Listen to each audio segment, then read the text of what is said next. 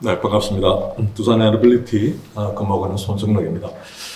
제가 지난 3년 동안 그 산업부 R&D 전략기획단이라는 조직에서 에너지 산업 MD를 일을 하면서 3년 중에 한 2년 정도를 그 탄소 중립 관련된 이슈에 대해서 많이 고민을 했습니다. 그래서 오늘 여러분들께 간단히 소개드릴 말씀은 제가 한 2년 동안 고민했던 그 탄소 중립 관련된 이슈를 조금 집약적으로 정리를 해서 좀 말씀을 드리도록 하겠습니다.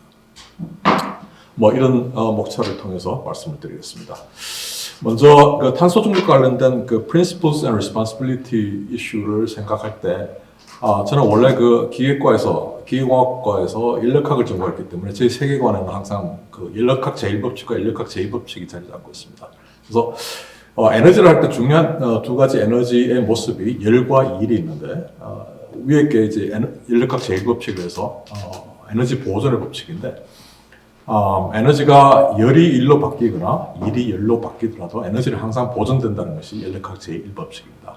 그 밑에 것이 인력학 제2법칙이라서 엔트로피 증가의 법칙인데 에너지가 변화되는 과정 중에서 엔트로피가 증가됩니다. 엔트로피가 증가된다는 얘기는 비가역성이 증가된다는 얘기이기 때문에 에너지가 변환되는 과정 중에서 우리가 사용할 수 없는 비가역적인 에너지가 증가됩니다. 그래서 1법칙과 2법칙을 합쳐버리면 에너지는 항상 보존되지만은 비가역 에너지가 증가되게 되면 우리가 사용 가능한 유용한 에너지는 점점 더 줄어들게 됩니다. 그래서 가장 대표적인 비가역 현상이 사실은 우리가 생각하는 온실가스로 인해서 실제로 우리가 그 사용 가능한 에너지는 점점 더 그 양이 줄어든다. 이렇기 때문에 특히 저 같은 경우는 이 두 법칙을 기반으로 해서 이 에너지 문제를 쳐다보는 고민하고 있는 그런 입장이라고 말씀드릴 수 있겠습니다. 지구온난화 이슈는 이제 거의 보편적으로 많은 분들이 받아들이게 됐고요. 최근 들어서 이제 지구온난화가 우리 사회 전반적으로 현실로 좀 다가오고 있는 이슈가 그 왼쪽의 그림인데요. 원래는 그 북극과 적도 지방의 온도 차가 그 아주 커서 두 사이에 북극과 적도 사이에 그 제트스트림이 흐르는데 제트스트림이 두 지역의 온도 차가 크면 이 제트스트림이 상당히 스테이블하게 흐릅니다.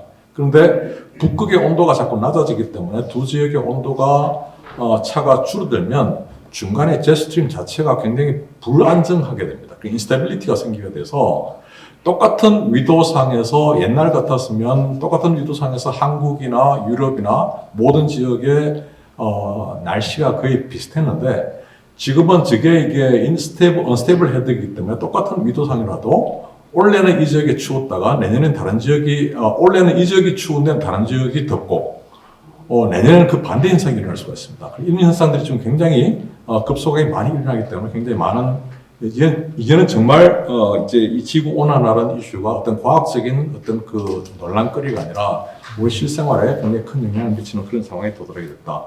그래서 이 지구 온난화를 해결하기 위해서는 두 가지 이슈가 있는데 미티게이션, 그러니까 이거를 줄이는 방법, 그 다음에 어댑테이션, 이걸 적응해 나가는 방법, 이 두 가지 이슈가 있는데 지금까지는 이 미티게이션 이슈에 대해서 많은 관심을 가지고 투자를 해왔지만 앞으로 이제는 정말로 이 그 더운 날씨 시대, 또 변화무쌍한 시대에 살아남을 수 있는 어댑테이션 이슈에 대해서 굉장히 많은 관심을 가질 수밖에 없는 그런 상황입니다. 그래서 오늘 제가 말씀드릴 내용은 주로 미티게이션 관련된 이슈가 되겠습니다.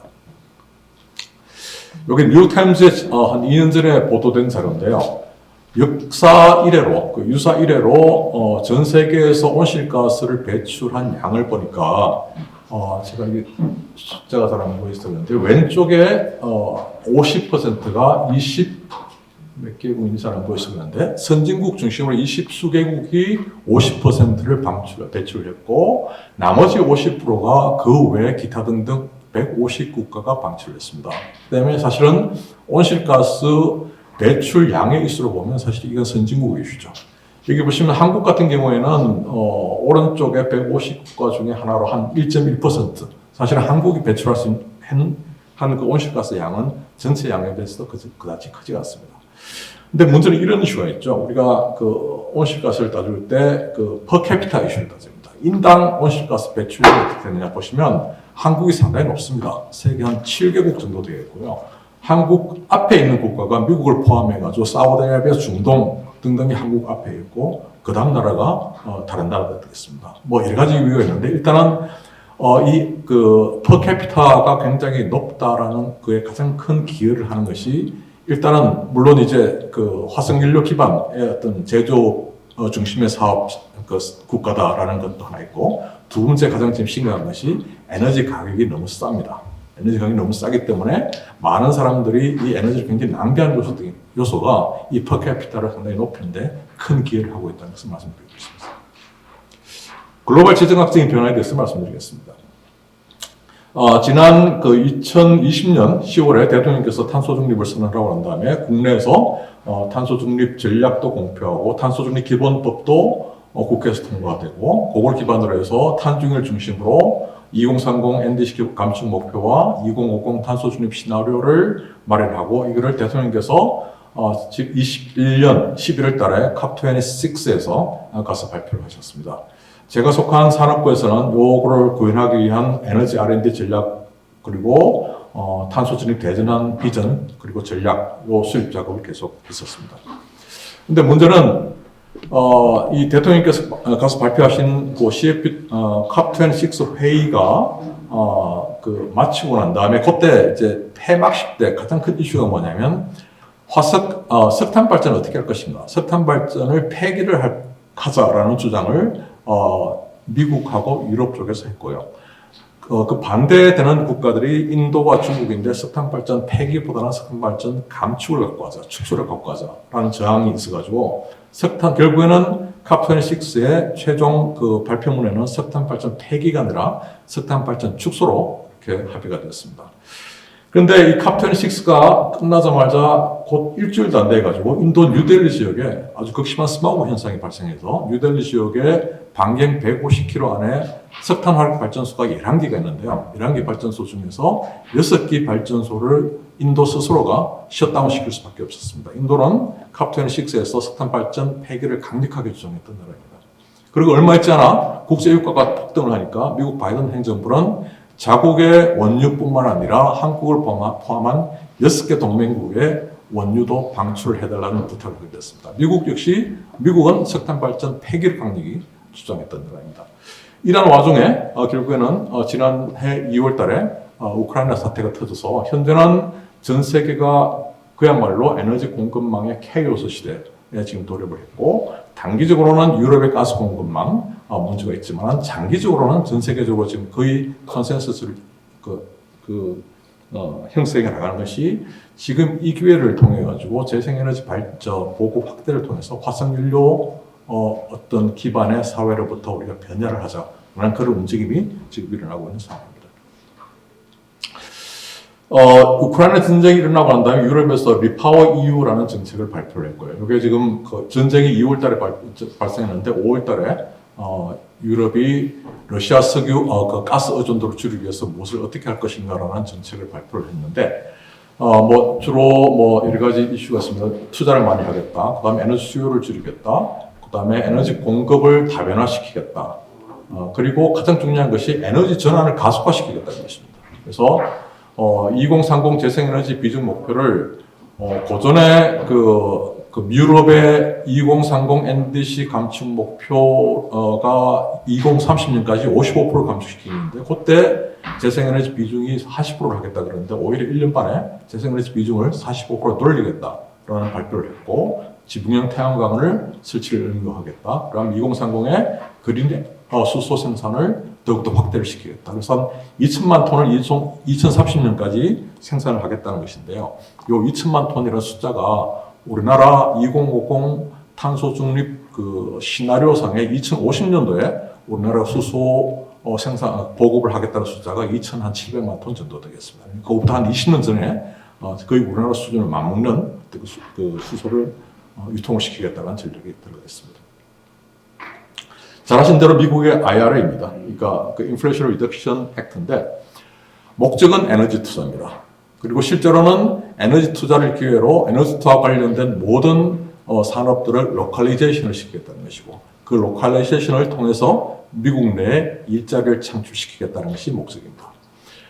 IRA 이전에 미국의 중요한 법안이 그 오른쪽에 있는 그 Bipartisan Infrastructure Law라는 것이 그 통과가 됐고요. 그 다음에 그게 아마 21년 11월이었고, 그 다음 지난해 이건 펜딩인데 사실 통과가 됐었습니다. 이거 아마 8월 달까지는 펜딩이었는데 9월 달인가 11월 달 펜딩이 됐는데 통과된 것이 IRA 되겠습니다. 보시면 그 전체 그 이제 그 동그라미가 두 법안에서 투자되는 영역의 비중을 알 수가 있는데요. 여기 보시면 제일 큰 동그라미가 Wind, Solar and Storage 부분 되겠습니다. 그래서 미국도 역시 이 그 에너지 전환 투자에 그 재생에너지 관련된 분야가 굉장히 크게 비중을 차지하고 있다는 것을 볼 수 있겠습니다. 최근 들어서 이제 그 미국 기후변화 특사인 존 캐리를 중심으로 이제 전 세계적으로 First Move Coalition이라는 어떤 그런 사업들이 전개가 되고 있는데요. 이거는 쉽게 말해서 우리나라 용어로 따지면 구매 조건부 기술 개발 사업이 되겠습니다. 그래서 이거는 일단 구매자, 특히 자동차 같은 경우에는 폭스바겐 같은 자동차 회사들이 사용하는 철강을 그 중에 한 8%는 의무적으로, 자발적이지만 의무적으로 그린 철강을 사용하게 하고, 그리고 그린 철강을 사용하기 위한 보급을 확대를 시키기 위해서 공공섹터에서는 전략을 개발하고, 그리고 그린 철강과 같은 기술 개발을 하기 위해서는 정부가 지원하는 이런 사업으로 지금 전 세계적으로 이게 지금 진행되고 있는데, 국제적인 행사가 있을 때마다 이 영역이 점점 확대가 되었습니다. COP26, 그 다음 작년에 그 월드 그 에코노믹 포럼, 그 다음에 COP26 월드 에코노믹 포럼, 그 다음에 작년에 COP27, 그래서 점점 이 분야 확대되고 있는데, 지금 아마 제가 알기로도 우리나라에도 FMC 관련돼가지고 투자를 좀 참여를 해달라는 요청을 받고 있는 걸로 알고 있습니다. 왜 탄소 중립인가? 일단은 탄소 중립의 제일 큰 목표는 온실가스 배출 제한입니다. 우리가 상식적으로 지금 알아둬야 될 숫자가 뭐냐면, 온실가스 배출량은 우리나라는 약 7억 톤 보시면 되시겠습니다. 7억 톤 플러스 알파로 해서 왔다 갔다 하는데요. 7억 톤 보면 되고, 전 세계는 약 500억 톤 보겠습니다. 그러니까 연간 그렇습니다. 그러면 사실은 우리나라 7억 톤은 500억 톤에 비해 가지고 그렇게 크지는 않지만은, 문제는 지금 이게 이 탄소 중립 관련된 온실가스 저감 이슈가 세계적인 시스템의 변화의 한 큰 프레임입니다. 그래서 이거를 올라타지 않으면 상당히 우리나라 전체 산업적인 여러 가지 국가적으로 굉장히 큰 문제가 될 수 있겠다는 이슈가 될 것이고, 뭐 똑같은 이유입니다만은 우리나라 온실가스 배출 부분 중에서 에너지 부분이 차지하는 비중이 다른 글로벌 대비해 가지고 한 14% 높고, 요건 아마 우리나라가 상당히 화석연료 기반 제조 때문에 그렇기 때문에 상당히 힘들다, 온실가스 저감을 시키는 것이. 그럼에도 불구하고 이를 배출시키지 않으면 지금 일어나는 여러 가지 CBAM이라든지 RE100이라든지 이런 이슈에 우리가 동반을 하지 못하기 때문에, 그리고 지금 낙후가 될 수밖에 없기 때문에 이 이슈는 산업적으로도 반드시 해결이 되어야 될 그런 이슈가 되겠습니다. 두 번째, 탄소 중립을 왜 해야 되는가? 이건 신산업의 기회입니다. 이게 보시면 우리나라에서 거의 아마 처음으로 이 탄소 중립에 들어가는 소요 비용을 산정한 것이 지난해 이 대한상공회의소에서 발표를 했는데요. 2050년까지 한 2,600조 원 정도 투자가 되는 걸로 추정이 됐고, 이걸로 인한 편익이 2100년도 기준으로 약 5,400조 원 정도 되는데요.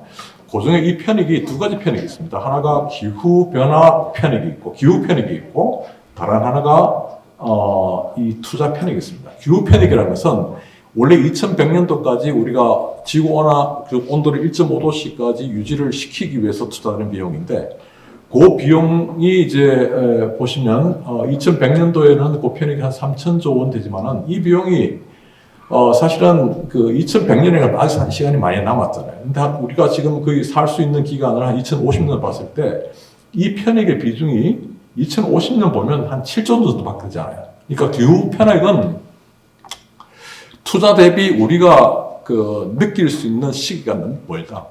근데 또 하나 이제 중요한 편익이 투자 편익인데, 투자 편익이 2100년도 정도 되면 이게 2300조 원 되는데, 2050년 정도 되면 이게 한 1400조 원 정도 됩니다. 그러니까 기후 편익은 굉장히 슬로우하게 하지만은 투자 패닉은 우리가 굉장히 느낄 수 있는 어떤 그 시간 내에 우리가 어치브할 수 있는 어떤 그런 내용이다. 그래서 이 부분을 통해서 우리가 신산업의 기회로 활용이 가능하다. 그런 관점이 있고요. 세 번째, 이제 국가적으로 보면 탄소 중립은 국가 성장 동력과 일자리 창출의 기회이다. 이 탄소 중립이나 에너지 저감 이슈를 왜 그냥 온실가스에 머물지 아니하고 산업의 이슈를 끌고 가는가라는 이거는 미국도 그렇고 유럽도 그렇고 우리나라도 그럴 수밖에 없는 상황입니다.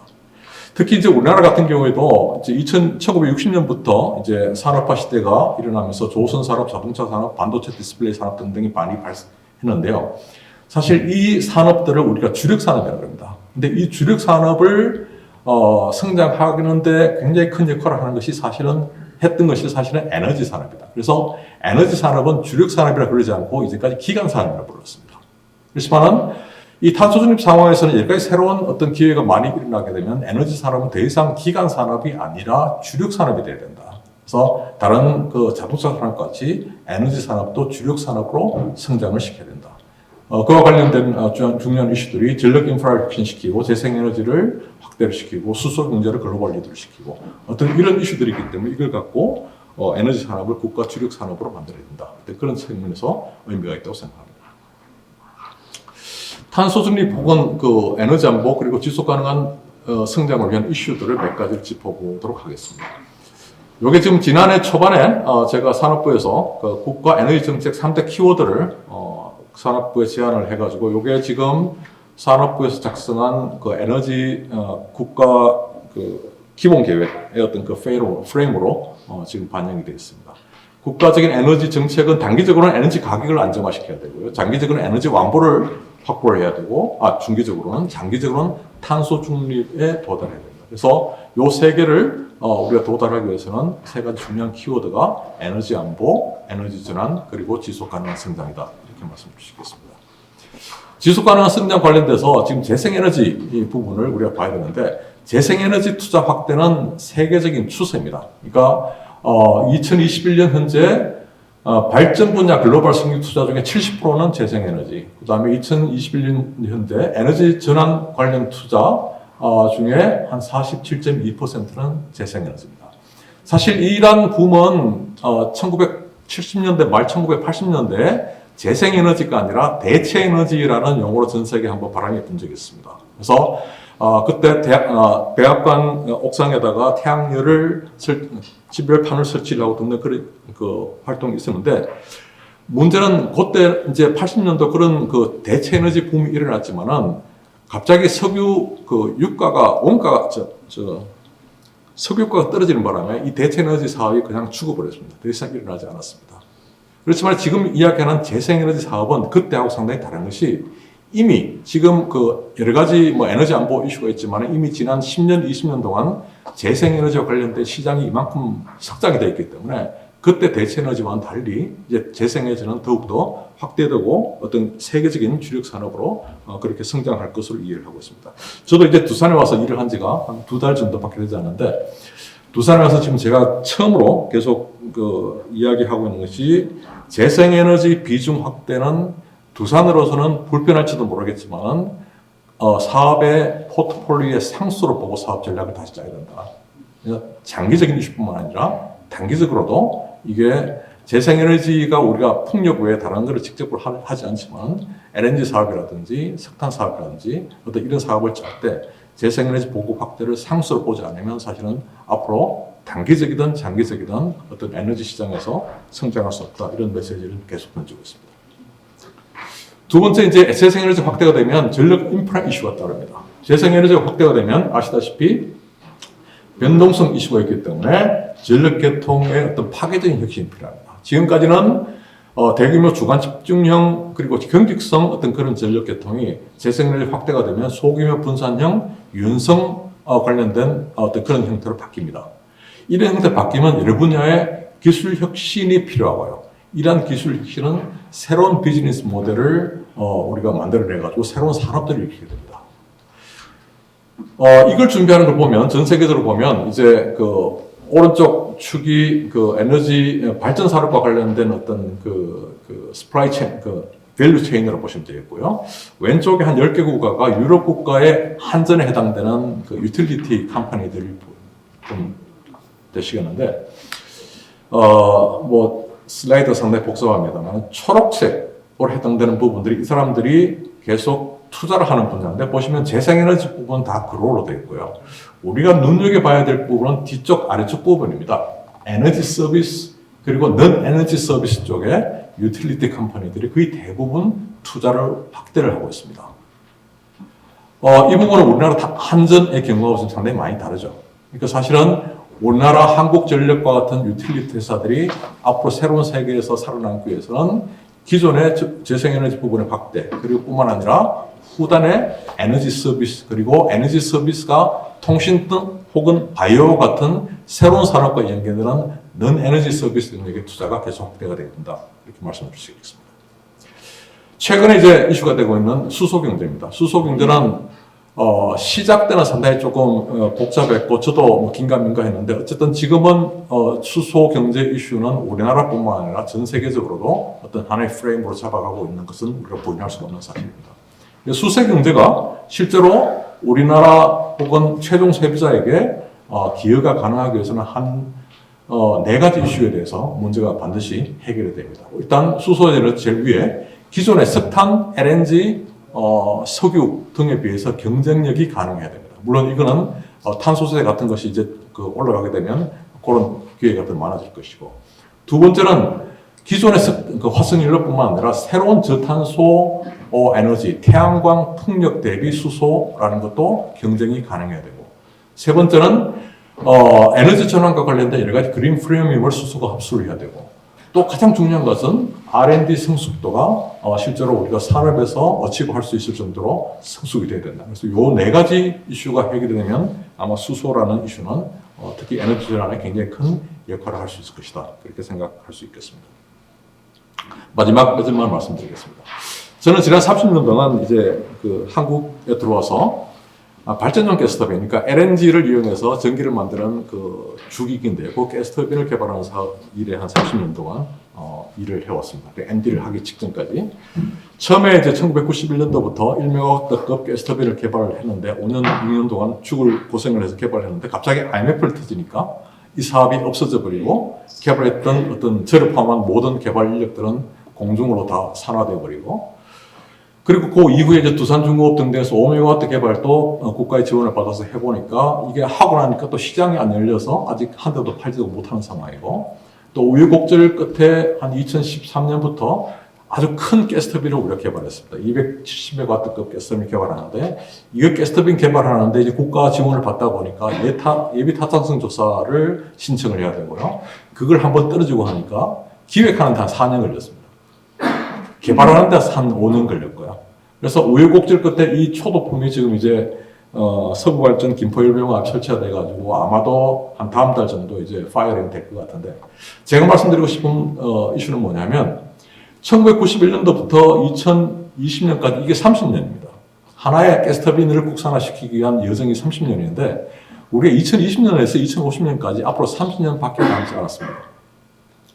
그러면 지금 같은 가스터빈 개발하는 것 같은 저런 시스템으로, 저런 체계로 탄소 중립을 우리가 대비를 할 수 있을까요? 불가능하다는 얘기죠. 그래서 이거에 대한 상당히 어렵겠지만 혁신이 필요하다. 근데 사실은 불가능한 것도 아닙니다. 그 밑에 그림을 보시면 미국이 아폴로 프로젝트를 이야기할 때는 61년에 케네디 대통령이 사람을 달에 보내겠다고 이야기하고 난 다음에 불과 한 8년 만에 사람을 달에 보냈습니다. 그러니까 국가의 의지, 그리고 투자의 집중, 선택과 집중, 그리고 시장이 또 요즘 이제 시장 이슈이기 때문에 시장을 어떻게 활성화시키는 어떤 그런 이슈를 통해 가지고 어떤 저런 식으로 접근하지 않으면 사실 탄소 중립은 굉장히 어려울 수가 있겠다. 그래서 제가 말씀드리고 싶은 결론은, 지난 한 2년 동안 탄소 중립 때문에 상당히 많은 고민을 하고 굉장히 많은 정책 발표를 하고 저도 굉장히 많은 에너지를 썼습니다만 지금 느끼고는 이게 계속될 것 같습니다. 그러니까 탄소 중립을 어떻게 해야 될 것인가에 대해서 계속 고민을 하고 정책을 발표하고 그렇게 할 것 같습니다. 그러다 시간을 다 보내지 말고 이제는 그런 디스커션은 이제는 좀 접고 실제로 이제 모였던 여러 가지 많은 정책들을 이제는 앞으로 조금 액션할 수 있는 그런 방향으로 정책들이 집중이 됐으면 좋겠다. 라는 것을 말씀드리고 싶습니다. 이상 간단하게 말씀 마치겠습니다. 감사합니다.